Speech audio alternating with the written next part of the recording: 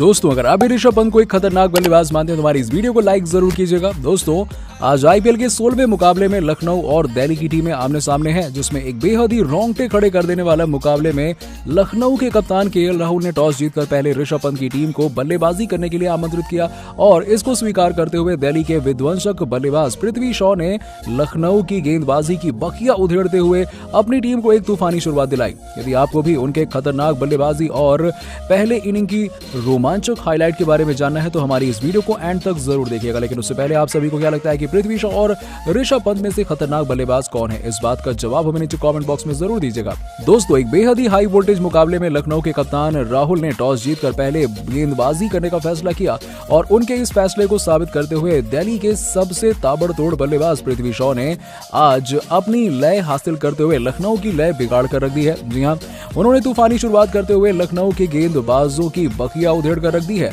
अब जब आज के मुकाबले में दिल्ली के टीम के डेविड वार्नर और एंड्रिक नोजिया जैसे सितारों को अपनी टीम में शामिल किया, तब सबको ये लग रहा था कि आज दिल्ली इनकी बदौलत जीत हासिल करेगी। लेकिन पिछले मुकाबलों में कुछ खास प्रदर्शन नहीं कर पाए पृथ्वी शॉ ने लखनऊ के मुकाबले में आज अपने होने का एहसास कराया और जब लखनऊ की तरफ से पहला ओवर लेकर आए वेस्टइंडीज के बेहतरीन ऑलराउंडर जेसन होल्डर ने गेंद पृथ्वी शॉ को डाली, तब उन्होंने पहली ही गेंद पर बेहतरीन शॉट खेलते हुए लगभग उसे बाउंड्री के पार पहुंचा दिया था और इसके बाद आपको बता दें कि उन्होंने 3 ही रन मिल पाए। लेकिन इसके बाद जब ये लग गया कि आज पृथ्वी कुछ अलग ही मूड में आए हैं, इसके बाद तो उन्होंने दूसरे ओवर में गेंदबाजी करने आए कृष्णप्पा गौतम, जो कि मनीष पांडे की जगह इस मुकाबले में शामिल किए गए हैं। उनकी तीसरी ही गेंद पर शानदार चौका लगाते हुए पृथ्वी शॉ ने अपने इरादे जाहिर कर दिए और इसके बाद उन्होंने कृष्णप्पा गौतम की 5वीं गेंद को भी बाउंड्री के पार पहुंचाते हुए दिल्ली को एक तूफानी शुरुआत दिलाने के लिए अग्रसर हो गए। जी हाँ दोस्तों, आपको बता दें कि पहले ओवर में महज 4 रन देने वाले वेस्टइंडीज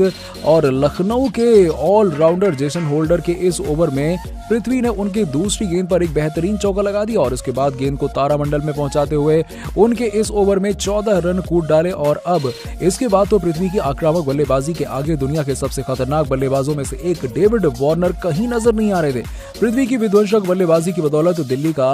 स्कोर बुलेट ट्रेन की तरह भागने लगा और पहले ओवर में पृथ्वी शॉ की घातक बल्लेबाजी की बदौलत दिल्ली ने बिना किसी नुकसान के 52 रन का स्कोर खड़ा कर लिया था, जिसमें पूरी तरीके से डोमिनेट करते हुए पृथ्वी ने 27 गेंदों में 43 रन बनाए और वहीं दूसरी तरफ वार्नर तो नजर भी नहीं आ रहे थे। आपको बता दें कि वार्नर ने उनका साथ निभाते हुए 9 गेंदों में केवल 3 रन बनाए और इसके बाद 7वें ओवर में गेंदबाजी करने आए कुणाल पांड्या की चौथी गेंद पर 2 रन लेते हुए इस बल्लेबाज ने 30 गेंदों में अपना अर्धशतक पूरा किया और आज पृथ्वी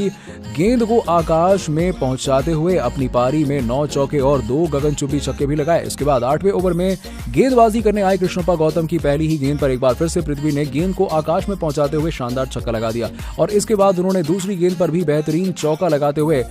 गौतम को नहीं छोड़ा और इसके बाद अगली गेंद पर कृष्णप्पा गौतम ने शानदार वापसी करते हुए ये बता दिया कि उन्हें छक्का लगाना पृथ्वी को कितना भारी पड़ सकता है। जी हाँ, इसके बाद शानदार वापसी करते हुए गौतम ने आपको बता दें कि पृथ्वी को विकेट के पीछे डिकॉक के हाथों कैच आउट कराकर उन्हें पवेलियन की राह दिखा दी और 34 गेंदों में 61 रनों की लाजवाब पारी खेलकर पृथ्वी पवेलियन लौट गए और अब यहां से ऐसा लग रहा था कि पृथ्वी की दमदार पारी की बदौलत दिल्ली दुरुस्त हो गई है और तब कप्तान